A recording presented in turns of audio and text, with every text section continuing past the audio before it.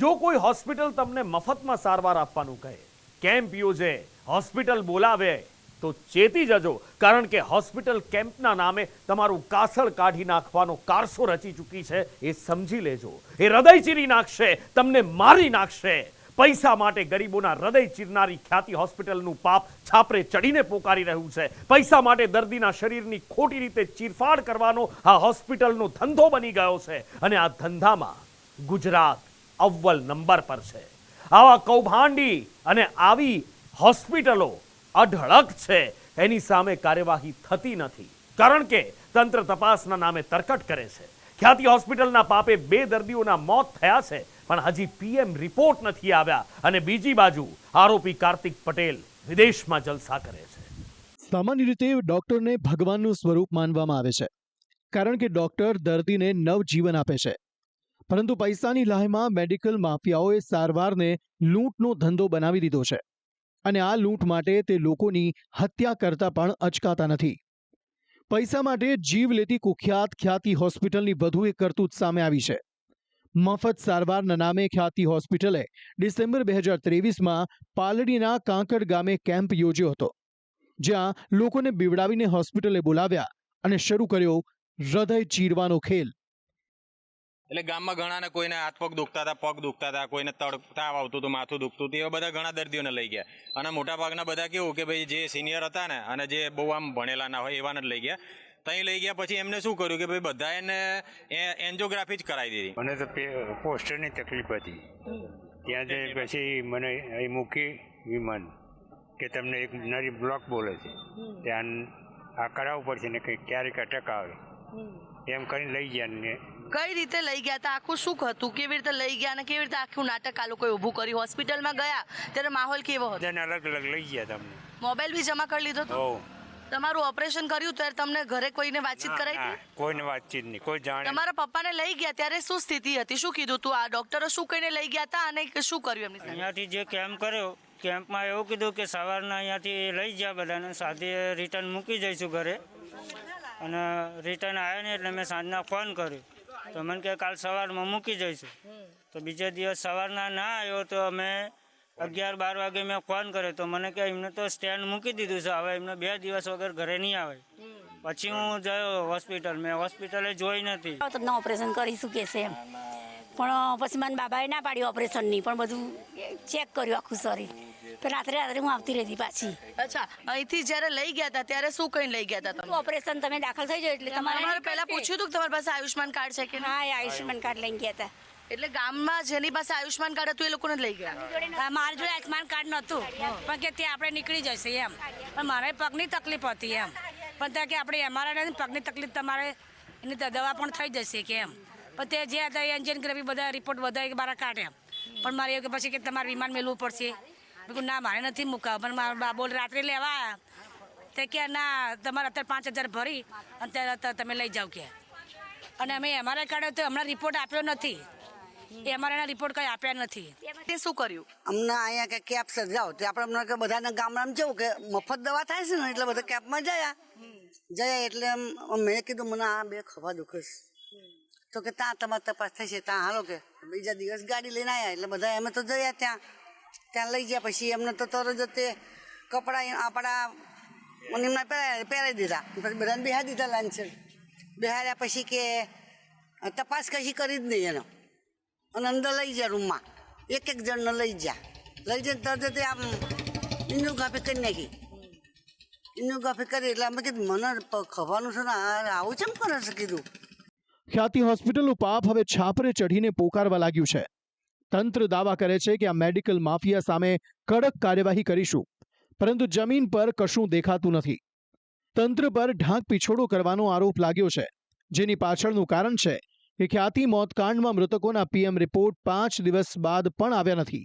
સાથે પોલીસે પણ માત્ર ને માત્ર એક ડોક્ટરની ધરપકડ કરી સંતોષ માન્યો છે. ખુલાસો થયો છે કે ખ્યાતિ હોસ્પિટલ સાથે 25થી વધુ ડોક્ટર સંકળાયેલા હતા, પરંતુ હાલ તમામ ડોક્ટરો અને ખ્યાતિ હોસ્પિટલના સંચાલકો ભૂગર્ભમાં ઉતરી ગયા છે. સીઈઓ ચિરાગ રાજપૂત ભૂગર્ભમાં, ડાયરેક્ટર સંજય પટોડિયા ગાયબ, ડાયરેક્ટર કાર્તિક પટેલ વિદેશમાં, ડાયરેક્ટર રાજશ્રી પોલીસ પકડથી દૂર, ખ્યાતિ ગ્રુપના માલિક અને ડાયરેક્ટર કાર્તિક પટેલ ઓસ્ટ્રેલિયામાં દિવાળીની મજા માણી રહ્યા છે અને તે 21મી નવેમ્બરના રોજ પરત આવે તેવી શક્યતાઓ છે. જો કાર્તિક પટેલ 21મીના રોજ પરત નથી આવતા તો પોલીસે તેમને રેડ કોર્નર નોટિસ મોકલવી પડશે. આ સાથે અન્ય આરોપીઓ પણ વિદેશમાં ન ભાગી જાય તે માટે લુકઆઉટ નોટિસ જાહેર કરવાની તૈયારી થઈ રહી છે. મહત્વનું છે કે રાજ્યમાં માત્ર ને માત્ર ખ્યાતિ હોસ્પિટલ આવા કૌભાંડ કરે છે તેવું નથી. રાજ્યની અનેક હોસ્પિટલ વૃદ્ધા કોમામાં સરી પડ્યા છે અને તે છેલ્લા 24 કલાકથી આઈસીયુમાં દાખલ છે. તો ડરના માર્યા ડોક્ટરો ઓપરેશન ચાર્જ લેવાનો પણ ઇનકાર કરી રહ્યા છે. એ લોકોએ જે કીધું કે ભાઈ બ્રેન ની અંદર એક વેન બ્લોક થઈ ગઈ છે કે ફાટી ગઈ છે, જેના કારણે બ્લડ નું પ્રમાણ વધતું જાય છે. એ પ્રમાણ બહુ ના વધે એટલા માટે આપણે માઇનર સર્જરી કરવી પડશે, જે અમે વેક્યુમ થી એ બ્લડ ને ખેંચી લેશું અને એવું કંઈક મશીન ફિટ કરશું જેથી કરીને ત્યાં પાછું બ્લડ જમાવડું ના થાય. પણ આ ઓપરેશન કર્યા પછી આ લોકોએ પ્રયોગ જ કર્યો છે.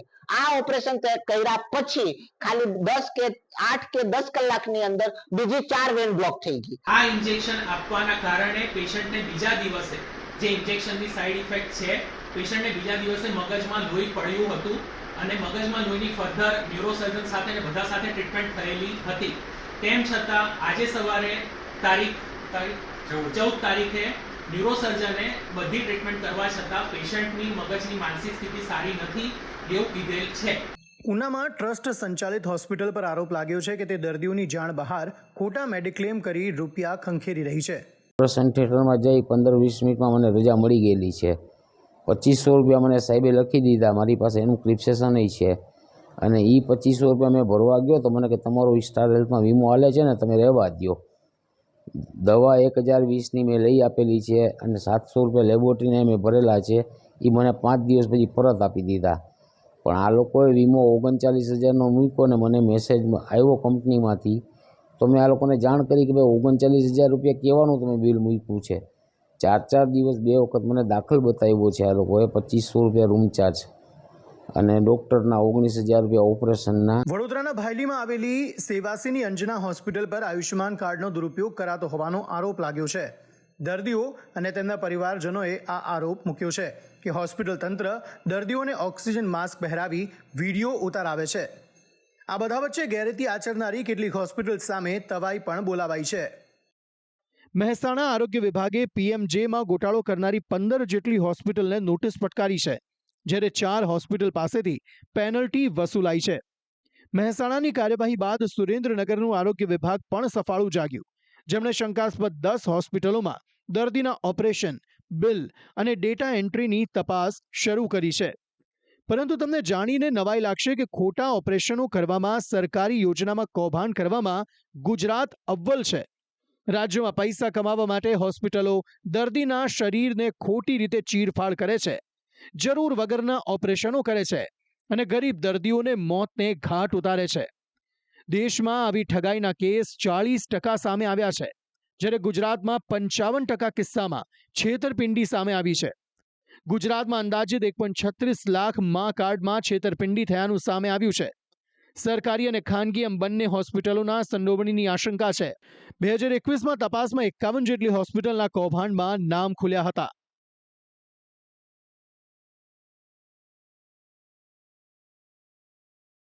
જીવલેણ કૌભાંડ ગુજરાતમાં આજકાલનું નથી ચાલી રહ્યું, ઘણા લાંબા સમયથી ચાલી રહ્યું છે અને મેડિકલ માફિયાઓએ કૌભાંડ માટે આખું નેટવર્ક બનાવી દીધું છે.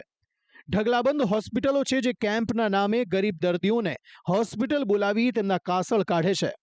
પરંતુ તંત્રની ઢીલી નીતિ અને ઢાંક પીછોડો કરવાની નીતિથી આવા કૌભાંડીઓને કાયદો વ્યવસ્થાનો કોઈ ડર રહ્યો નથી, જેના કારણે તે સામાન્ય લોકોના જીવ લેતા પણ ખચકાતા નથી.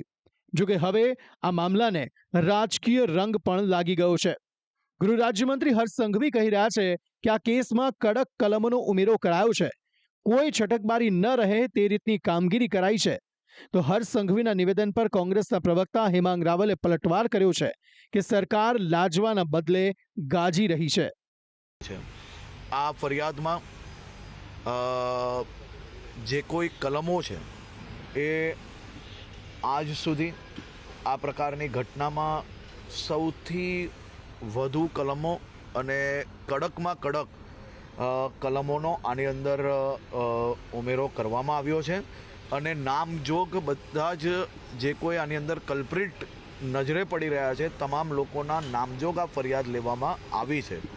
કોઈ બી પ્રકારની છટકબારી ના રહે તે માટે હેલ્થ વિભાગ અને પોલીસ વિભાગ એ સાથે મળીને કામગીરી કરી રહી છે અને અલગ અલગ ટીમો જે લોકો ભાગી છૂટ્યા છે તે લોકોને પકડવા માટે બનાવવામાં આવી છે. આજે ગૃહમંત્રી શ્રી હર્ષભાઈ સંઘવીએ એમની જે તકિયા કલમ છે એ ફરીથી એકવાર વાપરી છે કે કોઈને છોડવામાં નહીં આવે, કાયદાની અમે મોટી કલમો લગાવીશું. તમે વિચાર તો કરો કે કાયદાની કલમો તમારે લગાવી હોત તો આ જ હોસ્પિટલ સામે 2022માં પોલીસ સ્ટેશનમાં ફરિયાદ થયેલી જ હતી. એ વખતે તમારે લગાવી હતી ને, એ વખતે જો તમે કાયદાની મજબૂત કલમો લગાવી હોત તો મને લાગે છે કે અત્યારે આ 2 દર્દીઓના મોત ના થયા હોત. હજી પણ સરકાર જાગવી જોઈએ, સરકારે જાગવું જોઈએ. કાયદાની કલમો તમે લગાવવાની વાત કરો છો ને બીજી બાજુ આનો CEO રાજપૂત કે જે મીડિયા કર્મીને એકદમ ઉદ્ધતાઈથી ને હસતા હસતા કહે છે કે તમારા લીધે મારી OPD બંધ થઈ ગઈ, ત્યાં હોસ્પિટલમાં હાજર છે, બીજા દિવસે પણ હાજર છે અને આજે એ મીડિયાની સામે આવીને બાઇટો આપતો તો છતાં પણ પોલીસે એને પકડ્યો નથી અને અત્યારે ફરાર થઈ ગયો છે. માલિકો ઓસ્ટ્રેલિયા ભાગી ગયા છે. એના માટે રેડ કોર્નર નોટિસ જાહેર કરવી પડે. ખ્યાતિ હોસ્પિટલના મોતકાંડનો કેસ ઝડપી ચાલે તે માટે રાજ્ય સરકારે વકીલ વિજય બારોટની સરકારી વકીલ તરીકે નિમણૂક કરી છે. પરંતુ ખ્યાતિ મોતકાંડના આરોપીઓ હજુ પણ ફરાર છે. એક ડિરેક્ટર તો વિદેશમાં જલસા કરી રહ્યો છે અને 5 દિવસ બાદ પણ પોસ્ટમોર્ટમ રિપોર્ટ મળ્યા નથી. ત્યારે તપાસ સામે પણ શંકાની દ્રષ્ટિથી જોવાઈ રહ્યું છે કે તપાસની રીત છે કે પછી ઢાંક પીછોડો કરવાની. બ્યુરો રિપોર્ટ, સંદેશ ન્યૂઝ. બોપલમાં વિદ્યાર્થીની હત્યા કેસમાં હત્યારો પોલીસ કર્મી હોવાનો ચોંકાવનારો ખુલાસો થયો અને રાજ્યના પોલીસ વિભાગ સામે આંગળીઓ ઉઠવા લાગી. કાયદાના રક્ષક જ કાયદાના ભક્ષક બની બેઠા હોવાની રાવ ઉઠી. જેઓ નાગરિકની મદદ કરવાના બદલે નાગરિકોને રંજાડી રહ્યા છે અને કેટલાક કિસ્સામાં તો નાગરિકને રંજાડવાની સાથે એમને લૂંટી રહ્યા હોવાનું પણ સામે આવ્યું. ત્યારે આજે ગુજરાત પૂછી રહ્યું છે, ખાખી આ તારા કેવા ખેલ? પોલીસનું સાયરન સાંભળતા જ નાગરિકોમાં એક વિશ્વાસ આવતો હોય છે કે હવે આપણે ડરવાની જરૂર નથી, કાયદાના રક્ષક આવી ગયા છે. એ ભોગ બનનાર મુશ્કેલીમાં ફસાયેલાની સહાય કરશે, મદદ કરશે. પણ કેટલાક ખાખીધારીઓએ વર્દીની ગરિમા પણ જાળવી નથી. બોપલમાં પોલીસ કર્મીએ વિદ્યાર્થીની કરેલી હત્યાથી લોકોનો પોલીસ પરથી વિશ્વાસ ઉઠી ગયો છે કે પોલીસ તેમની સેવા, સુરક્ષા અને શાંતિ માટે છે. વિક્રમસિંહ પઢેરિયા જેવા પોલીસ કર્મીઓએ ખાખીને લોહીના લાલ રંગે રંગી નાખી તો કેટલાક પોલીસ કર્મી ભ્રષ્ટાચારમાં કાળા હાથ કરી ખાખીને મેલી કરે છે. આ મોંઘવારીમાં સામાન્ય મધ્યમ વર્ગને પેટ્રોલના ખર્ચને પહોંચી વળવા માટે આયોજનો કરવા પડે છે. પણ પોલીસ વિભાગમાં ફરજ બજાવતા કોન્સ્ટેબલથી માંડી પોલીસ ઇન્સ્પેક્ટર વૈભવી લાઇફસ્ટાઇલ જીવે છે. SUV કાર, મોંઘાદાટ ફોન, મોંઘા સ્પોર્ટ શૂઝ આવા પોલીસ કર્મી માટે સામાન્ય બની ચૂક્યા છે. આજે નવસારી મરીન પોલીસ સ્ટેશનમાં ACBએ ટ્રેપ કરી અને લાંચ માટે આઈફોન માંગનાર પોલીસ કર્મીને ઝડપી પાડ્યો. નવસારી મરીન પોલીસ સ્ટેશનમાં PI દિનેશ કુબાવતે છૂટક લાઇટ ડીઝલના વેચાણ માટે વેપારી પાસે આઈફોન લાંચ પેટે માંગ્યો હતો. રાજકોટમાં પણ કેટલાક પોલીસ કર્મીએ ખાખી પર કલંક લગાવ્યો. રૂપિયાની લાયમાં પોલીસે એક યુવકને ગોંધી રાખી અને માર્યાનો આરોપ લાગ્યો છે. પોલીસના ત્રાસથી યુવકના પિતાએ સુસાઇડ કર્યું હોવાનું સામે આવ્યું છે. રાજકોટની A ડિવિઝનના કેટલાક પોલીસ કર્મીઓએ સોની કારીગરને હેરાન કરી સોનું પડાવ્યાનો આરોપ લાગ્યો છે. આમાં બહુ ઇન્ટરફિયર થાવમાં અને હજી તમારા ચેક અને લખાણ સુસાઇડ આપણે નોટરાઇઝ લખાણ દીકરાનું પડેલું છે એની ઉપર અમે હજી કાર્યવાહી કરશું અને તમે જે ચેક અમોને આપેલા છે, તમે જે અમોને ચેક આપેલા છે હિરેનભાઈની સાઇન કરીને એ કેસમાં પણ તમને અમે ફસાવી દેશું અને તમને મરવા માટે મજબૂર કરી દેશું. આ કારણથી મારા કાકાએ સુસાઇડ કરેલ છે. મારા પપ્પાને પણ મારેલ હતા કિશનભાઈ આહિરે અને ત્યાં મારા પપ્પા પાસેથી 350 ગ્રામ સોનું પડાવેલ હતું અને પછી મને 1 કલાક સુધી મને 2:10 મને મારેલ હતો અને પછી મને લોકઅપમાં પૂરી દીધેલ હતો. થોડા દિવસ પહેલા અમદાવાદના રામોલમાં પોલીસ કર્મીએ વડોદરાના દંપતી પાસેથી તોડ કરી 12,000 રોકડા અને $400 પડાવ્યા હતા. આ મામલો પ્રકાશમાં આવતા જ તોડબાજ પોલીસ કર્મી ખુમાનસિંહને સસ્પેન્ડ કરવામાં આવ્યો. જેમ સિક્કાની 2 બાજુ હોય છે એમ બધા જ પોલીસ કર્મી તોડબાજ અને ભ્રષ્ટાચારી હોય એવું નથી. કેટલાક પોલીસ કર્મી ખાદી વર્દીની શાન હોય છે, દેશનું ગૌરવ હોય છે, જે જરૂર પડે ત્યારે ખાખી માટે જીવ સટોસટની બાજી ખેલી જાય છે. પણ આવા ખાખીધારી જ્યારે વર્દીનો લાભ ઉઠાવી લોકોને લૂંટે, એમને રંજાડે અને હત્યા કરવા સુધી પહોંચી જાય, ત્યારે વાત ગંભીર બની જાય છે. ત્યારે ખાદીમાં ચાલતા આ ગંદા ખેલ બંધ થવા જોઈએ.